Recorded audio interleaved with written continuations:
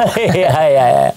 Justru orang sini sendiri juga nggak semuanya berani hidup sendiri di saung.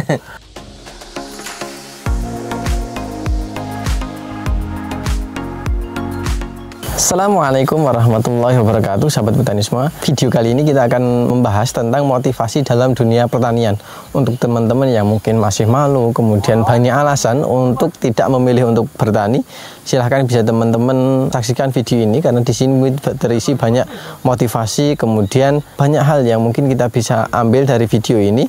Ternyata meskipun petani pemula yang sudah tidak lagi muda, tetapi tetap bisa menghasilkan tanaman sebagus ini. Ingin tahu cerita inspiratifnya seperti apa? Video lengkapnya setelah yang satu ini.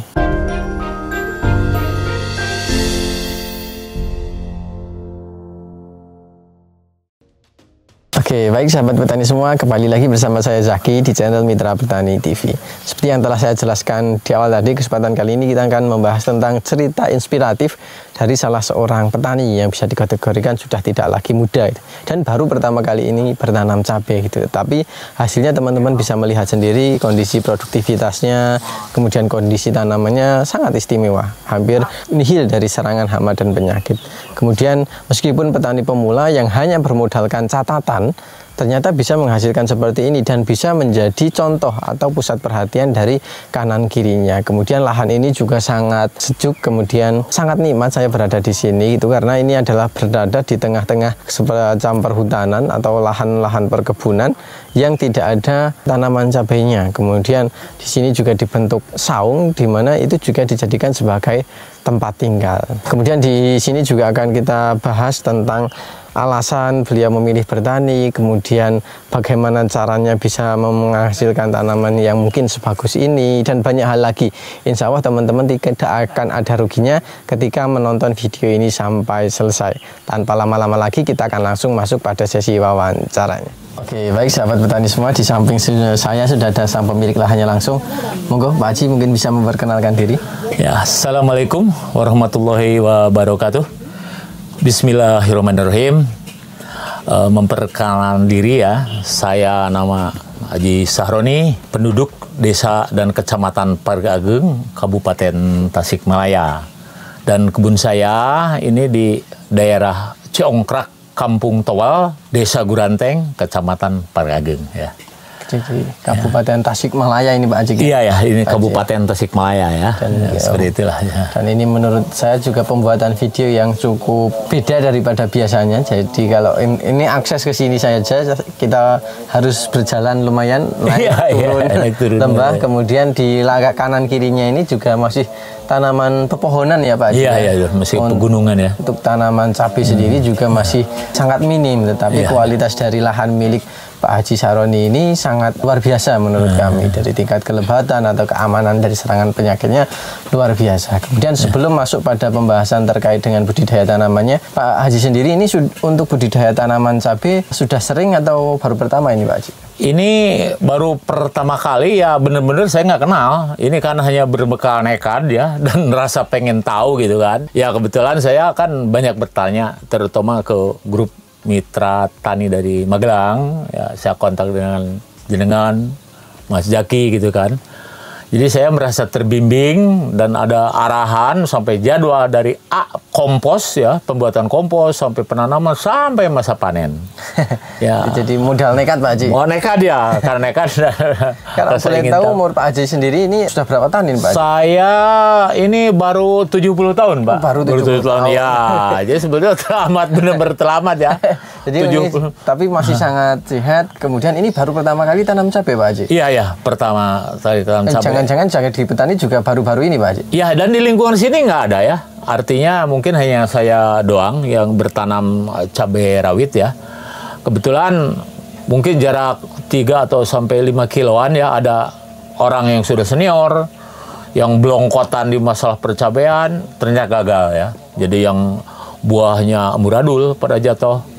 Terus ada juga yang kena hama patek. Akhirnya buru-buru panen kan, semua sekebunan angus gitu kan. Ya alhamdulillah lah. Jadi mungkin kalau saya nih 1-2 yang kena hama patek, angus itu, kalau persentanya persentasenya kecil sekali ya kalau dibandingkan 6.000 pohon yang saya tanam, Mas Jaki, seperti itu. Pak Haji sendiri ini sudah umur sekitar 70-an tahun. Ya. Sebelumnya profesinya apa ini Pak Haji Muhammad? Saya selama 30 tahun ya di Kota Mekah dalam urusan haji ya, di perhotelan, perumahan haji, catering ya, sampai ke Arafah, Mina, lain sebagainya. Mungkin dengan umur segini ya, dengan pandemi, keadaannya itu sudah tidak memungkinkan lagi kan, 2 tahun kan tidak ada urusan haji lagi kan waktu itu. Ya saya bosen lah ya, karena di Mekah itu kan sejauh mata memandang itu kan gunung batu, Mas Jaki ya. Jadi saya di sini pensiun ceritanya kan, nanam dulu durian, 220 pohon ya, durian montong, bawor, musangking, matahari. Nah ini cabai itu saya tanam di antara durian dan durian gitu kan. Seperti itu ya. Tumpang sari ya. Jadi di antara durian dan durian, mungkin duriannya belum terlalu besar, ditanami tanaman cabai. Cabai. Jadi Pak Haji ini sudah 30-an tahun di Mekah di ya, Mekah, ya, di Mekah. Ini baru pertama kali untuk budidaya tanaman cabai. Jadi kemarin lahannya itu ditanami untuk tanaman durian, dan tanaman durian pun sekarang juga belum terlalu besar, sehingga di bagian bawahnya ini masih bisa untuk ditanami tanaman cabai. Kemudian kalau untuk Pak Haji sendiri memang bertempat tinggal di sini atau gimana Pak? Ini sepertinya jauh dari pemukiman, tapi segala fasilitas di sini ada gitu. Ya, kalau rumah saya di Pegeragen kira jarak 7 kilo lah dari sini ya, rumah pribadi di depan Koramil Pegeragen. Jadi saya di sini hanya hidup di kebun aja, nungguin durian atau kolam ikan seperti itu kan. Nah, ditambah sekarang kesibukan untuk menanam cabai ini kan. Dia artinya selingan lah ya, memanfaatkan lahan yang ada, terus air yang melimpah ya. Saya punya mata air. Artinya untuk tanam apapun kan dengan air itu di musim kemarau kita masih bisa nyiram lah situ Pak Jaki ya. Jadi di segala musim masih bisa. Pada dasarnya menemukan ketenangan ya Pak ya ketika betul. Karena saya ngurus perusahaan majikan ya, perhotelan, catering ya, sampai 200.000 box nasi bungkus untuk Jemaah Haji Indonesia itu yang saya lakukan ya. Jadi cukup mumet ya, atau memang tanggung jawab saya atas nama ya, kalau disebut direktur lah terlalu keren gitu kan. Cuman minimal saya bertanggung jawab atas perusahaan majikan, perhotelan, dan catering Jemaah Haji Indonesia. Seperti itulah. Jadi saya dalam kebosanan di Mekah yang terlalu lama ya saya pulang kampung lah, kata orang Padang, pulang kampung ya. Saya menikmati udara pegunungan di Tasikmalaya, seperti itulah. Memang sangat tenang ya di sini. Ya, tenang, damai ya. Damai, tidak ada suara motor, mobil. Betul, jadi lumayan jauh. Jadi memang benar-benar tenang di sini. Tapi bahkan mungkin malah orang bertanya-tanya apakah Pak Haji berani di sini sendiri gitu, karena jauh dari pemukiman gitu. Iya. Justru orang sini sendiri juga nggak semuanya berani hidup sendiri di saung. Sendirian, malam sendirian kan artinya, tapi saya akan percaya sama yang di atas lah. Kita tuh istilahnya nggak ada manusia mati dimakan genderuwo gitu kan, artinya seperti itu. Saya juga belum pernah dengar kabarnya Pak Haji. Mungkin itu sahabat petani semua. Kemudian kita akan membahas tentang budidaya tanaman cabainya untuk Pak Haji yang baru pertama kali ini menanam, tetapi alhamdulillah sekarang menjadi pusat perhatian. Jadi yang awalnya mungkin jadi tontonan ya. Jadi di sini memang belum ada, tetapi di beberapa jarak daerah, beberapa kilo sekitarnya itu sudah ada yang sudah terlebih dahulu dan sudah senior, justru malah kagum ke sini ya Pak ya? Ya betul. Jadi gagal mereka. Karena gagal, kemudian melihat lahan milik Pak Haji ini lumayan luar biasa. Yang pertama untuk lahan dasar sendiri Pak Haji yang perlu dipersiapkan apa saja ini Pak Haji? Saya selain membentuk bedengan ya, jadi 2 tipe yang saya kerjakan, ke satu sawah yang saya rombak total untuk penanaman cabai, dan kebun durian juga, antara pohon durian dengan pohon durian saya manfaatkan untuk cabai itu. Dan saya bertanya, sebelum jauh saya menanam cabai rawit ini, saya bertanya kepada yang ngurus kebun saya, Mang Lim ya, kira-kira Mang Lim, yang di kebun ditanami cabai rawit dan di sawah ditanami cabai rawit, kira-kira bagus mana? Ya kata Mang Lim, bagusan di kebun karena tanahnya kering gitu kan. Ya alhamdulillah apa? Di sawah bagus, di sini ya bagus. Sama-sama bagusnya. Sama-sama bagusnya gitu. Makanya orang-orang yang sudah senior pun banyak nonton ya kejadian kayak seperti saya ini ya. Nah, terus bandar yang beli hasil dari cabai rawit saya itu dengan beberapa petani di sekitar habitat dia kan, dia bilang, wah Pak Haji, ini kan jenis kaliber yang saya tanam, ternyata barang Pak Haji itu hasil sayurannya, cengeknya itu apa cabai rawit itu termasuk super. Wah, saya girang kan. Jadi kita tuh, saya pribadi bukan melihat untung besar dan kecil, cuman pemula. Iya. Ya, yang nol besar gitu, nggak tahu apa-apa tentang pertanian. Akhirnya udah mengalahkan orang lain dengan kualitas super seperti itu kan. Harga itu pun berbeda. Ya, saya lebih mahal ketimbang punya orang lain itu kan, seperti itu lah. Ya. Karena kualitasnya beda. Kualitas ya, alhamdulillah. Kalau untuk lahan dasar, selain tadi mungkin pembentukan bedekan, untuk pupuk yang dimasukkan untuk di lahan ini apa saja Pak Haji? Pupuknya saya pupuk kandang ya, kotoran ayam dan kotoran kambing. Sekian ton lah, kira 1 truk 220 karung saya bikin kompos selama 3 bulan kan. Itu dicampur ada dolomit, ada aram sekam, ada kimianya, ada MH4, tetes tebu ya. Seperti itulah.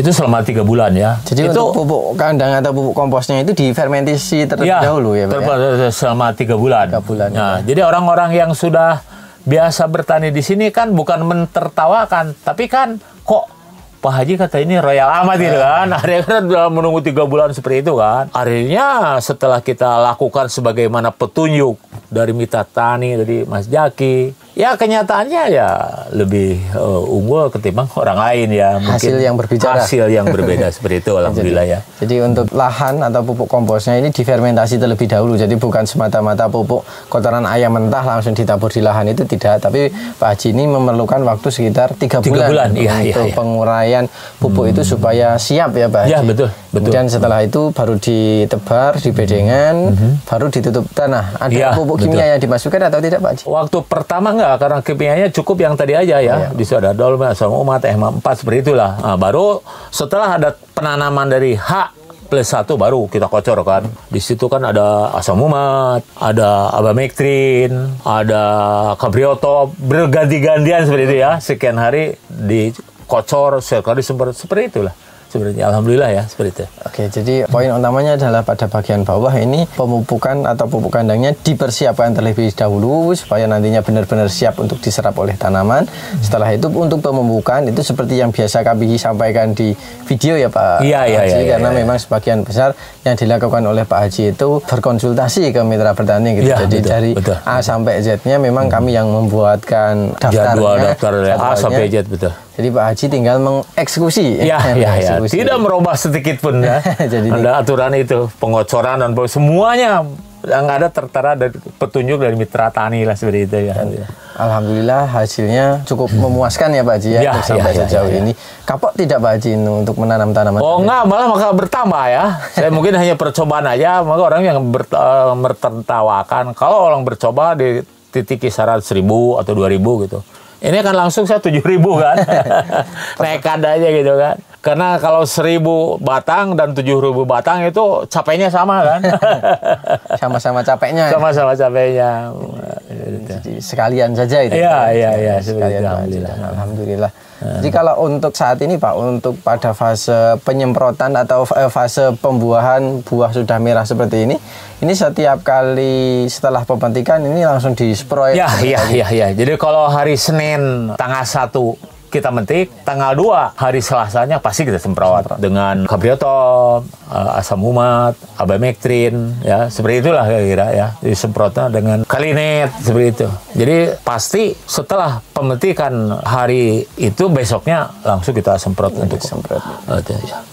Dan untuk sejauh ini Pak, untuk kelasnya petani pemula Pak, untuk budidaya tanaman cabai versi yang mengikuti metodenya atau panduannya dari Mitra Bertani itu, kira-kira boros atau tidak Pak secara biaya pengeluaran itu? Saya kira kalau dihitung rupiahnya ya, dari mengolah lahan, terus obat-obatan, pupuk lain sebagainya, ya disebut mahal juga enggak. Disebut murah juga enggak ya, karena mungkin pupuk ya umumnya kan di Indonesia kan mahal ya, artinya mahal dan kadang-kadang susah. Udah susah barangnya nggak ada, duitnya susah lagi. Seperti itulah. Alhamdulillah nggak termasuk mahal lah, biasa-biasa saja ya. Sedang ya Pak ya? Sedang ya. Dan beliau memang fokus utamanya bukan di hasil secara nominal, tetapi lebih ke kualitas tanaman ya Pak ya? Betul.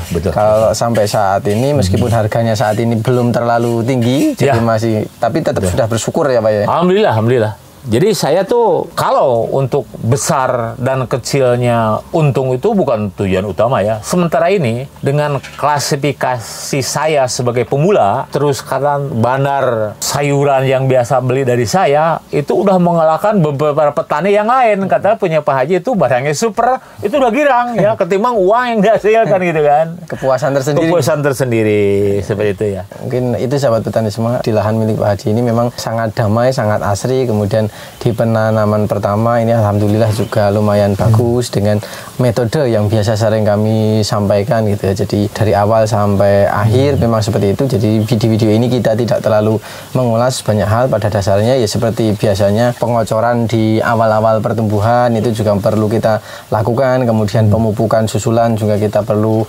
masukkan, kemudian semprot baik nutrisi, insek maupun fungi juga perlu kita berikan. Kemudian untuk insek dan fungi kadang ada yang sifatnya rutin, juga ada yang sifatnya sesuai dengan kebutuhan tanaman. Kemudian kalau untuk nutrisi juga ada yang memang kita patenkan, juga ada yang mungkin perlu di rolling atau secara berganti-gantian. Pada dasarnya Pak Haji yang awalnya mungkin belum tahu apa-apa tentang penanaman cabai karena baru pertama, alhamdulillah hanya bermodalkan catatan ini alhamdulillah bisa berhasil bisa berhasil. Dan suksesnya Pak Haji ini bisa dikatakan sukses karena yang senior daerah sini pun mengakui bahwa lahan milik Pak Haji ini sudah sangat bagus, baik dari kondisi tanamannya maupun kualitas buah yang dihasilkan. Iya, betul.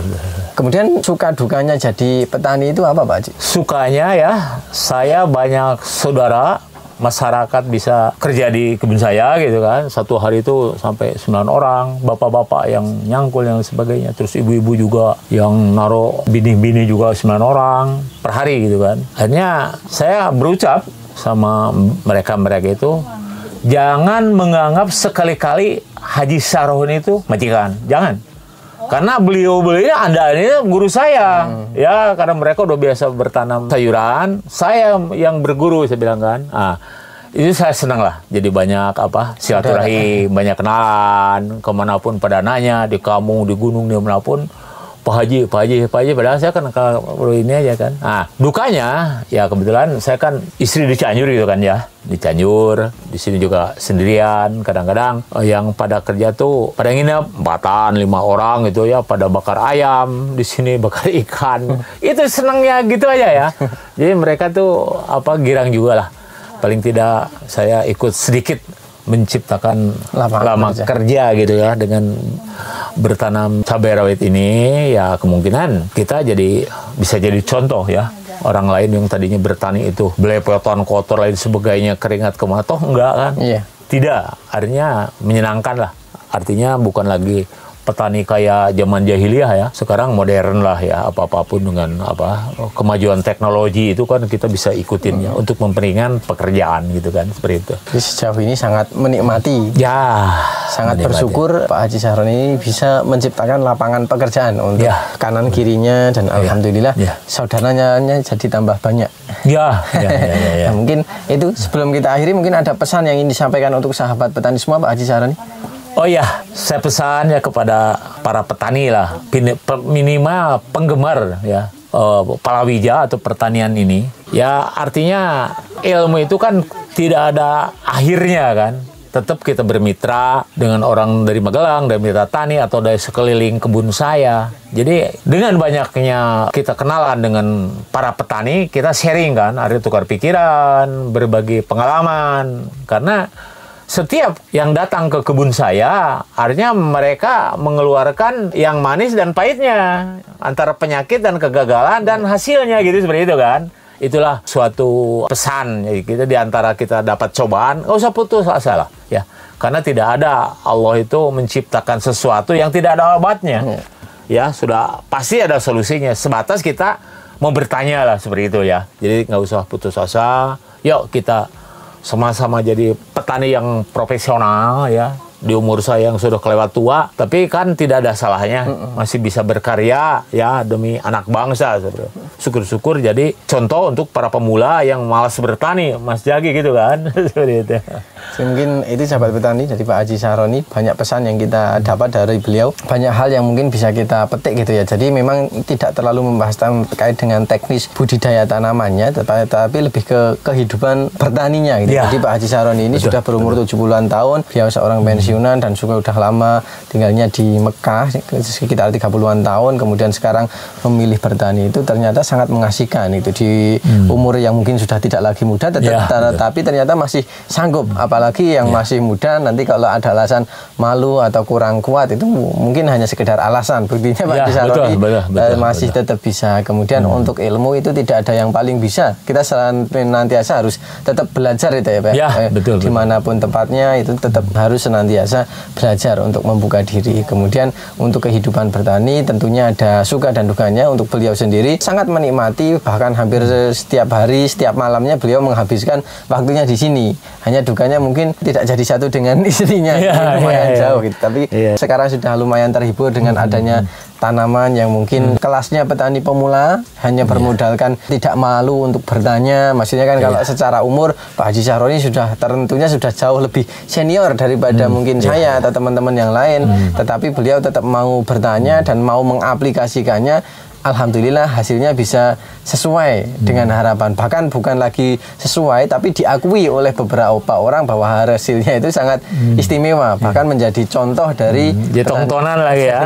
Jadi petani kanan kirinya itu jadi termotivasi, kemudian bertanya-tanya kepada seorang pemula, bertanya-tanya kiat suksesnya seperti apa. Kemudian niat baik beliau juga untuk bertani ini juga mampu untuk setidaknya membuka lapangan pekerjaan untuk teman kanan kirinya. Kemudian juga kita nanti bisa saling sharing, kemudian juga mendapatkan ilmu. Tentunya bukan hanya ilmu tentang tanaman, tapi tentang ilmu kehidupan gitu. Jadi mungkin itu yang penting, kita tetap semangat. Tidak ada Allah tidak mungkin menciptakan penyakit yang tidak ada obatnya ya. Pasti ada solusinya ya. Nah, itu tinggal bagaimana cara kita mencarinya ya Pak. Iya betul. Jadi menurut saya katanya cukup sederhana, tetapi itu kalau dimaknai cukup dalam gitu ya. Jadi tidak mungkin Allah menciptakan penyakit yang tidak ada obatnya. Nanti teman-teman silahkan hayati, resapi sendiri. Kalau mungkin sekarang mengatakan patek tidak ada obatnya, layu tidak ada obatnya, berarti memang mungkin masih ketemu aja, belum pas ya. Jadi kita masih untuk dituntut untuk belajar lagi gitu. Tapi tetap itu pasti ada solusinya. Mungkin itu yang bisa kami sampaikan pada kesempatan kali ini. Semoga video ini bermanfaat, dan apabila video ini bermanfaat, jangan lupa klik like, comment, share, dan jangan lupa subscribe untuk tidak ketinggalan info terbaru dari kami. Terima kasih Pak Haji Sahroni. Sama-sama Mas Zaki ya. Terima kasih sudah datang jauh-jauh dari Magelang ya ke Tasikmalaya. Terima kasih sahabat petani semua. Salam mitra petani Indonesia. Wassalamualaikum warahmatullahi wabarakatuh. Waalaikumsalam warahmatullahi wabarakatuh. Tetap semangat, kurangi sambat, Gusti berkahi. Sampai jumpa di video kami selanjutnya.